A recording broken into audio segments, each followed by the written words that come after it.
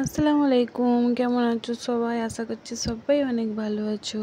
কিছুদিন ধরে আমাদের এখানে খুব ঝড় বৃষ্টি হয়েছে, আর এই ঝড় বৃষ্টিতে কিছুটা আম পেয়েছি, কিছুটা কুড়িয়ে আর কিছুটা আশপাশের মানুষ দিয়ে। তাই ভাবলাম এবার একটু অন্য কিছু করা যায়। প্রত্যেক বছরই আমি গুড়ের আচার করি, আর এবারে ভাবলাম মশলা আচার করব। তাই প্রথমে আমার বোনকে ফোন করলাম, কারণ ও সবসময় বানায়। মুখে বলার থেকে ইউটিউবটাই আমার কাছে সহজ মনে হলো, কারণ আজকাল আমি অনেক কিছুই ইউটিউব দেখে বানাই।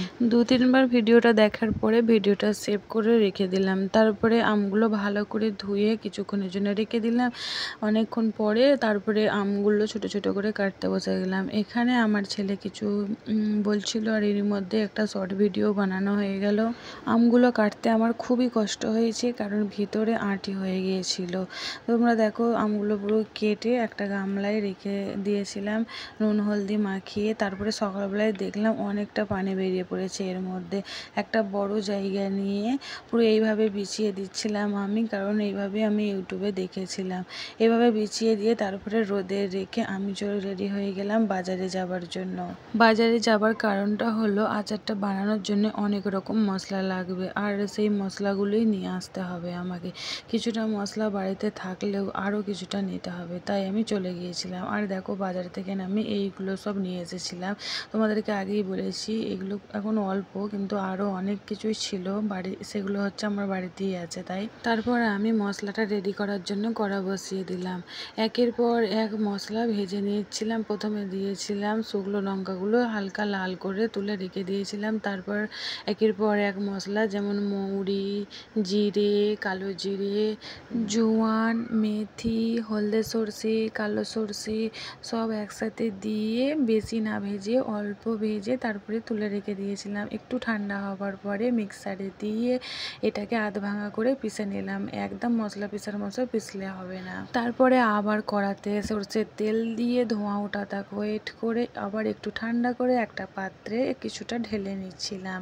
এর মধ্যে আরও আস্ত 3-4টে মশলা, কিছুটা গুঁড়ো মশলা দিয়ে ভালো করে মিক্সড করে নিচ্ছি। এই তেলের মধ্যে জোয়ান দিলে নাকি আচারের স্মেলটা খুব সুন্দর আসে। তো সবের শেষে হিং আর ভিনেগার দিয়ে ভালো করে পুরো মশলাটা মিক্সড করে নিয়েছিলাম। যেহেতু আমগুলোকে ওভারনাইট নুন মাখিয়ে রেখেছিলাম, তার এর মধ্যে আর সেরকম কোনো বেশি নুন দিলাম না, অল্প নুন দিলাম শুধু মশলাটাকে ব্যালেন্স করার জন্য। তারপরে পুরো মশলাটা ভালো করে মিক্সড করে নিয়ে ভাজা মশলার গুঁড়োগুলো এর মধ্যে দিয়ে দিলাম। গুঁড়ো মশলাগুলো দেওয়ার পরে খুব ভালো করে মিক্সড করে নিয়ে পাশেই রাখা ছিল আমগুলো অল্প অল্প করে দিয়ে অল্প অল্প করে মিক্সড করতে লাগলাম, কারণ যদি একবারে দিয়ে দিই ভালোভাবে না মেশাতে পারি, তাই অল্প অল্প করে দিয়ে মেশাতে লাগলাম। এরই মধ্যে আচারের সেন্ট বেরিয়ে পড়েছে। আর এসি বলছে, মা তাহলে ফাইনালি আপনার আচার বানানো হয়েই গেল? আমি বললাম হ্যাঁ। তো ওরই মধ্যে ও ফোন নিয়ে ভিডিও বানিয়ে দিল একটা শর্ট। আমি বললাম হ্যাঁ, ভালোই হয়েছে, একটা শর্ট ভিডিও বানিয়ে দে, আর এই জিনিসগুলো বল। এখন করে ওকে আমাকে খুব একটা শেখাতে হয় না, ও শিখে গেছে যে কোন জিনিস, মানে ভিডিও বানাতে গেলে কী কী বলতে হয়। রান্নার ভিডিও তো এর আগে অনেক শেয়ার করেছি, কিন্তু রেসিপি কোনো সময় শেয়ার করিনি। এই প্রথম আমি রেসিপি শেয়ার করলাম। তো তোমাদের কেমন লেগেছে অবশ্যই জানাবে, আর ফলো সাবস্ক্রাইব করে পাশে থাকবে। Thank you.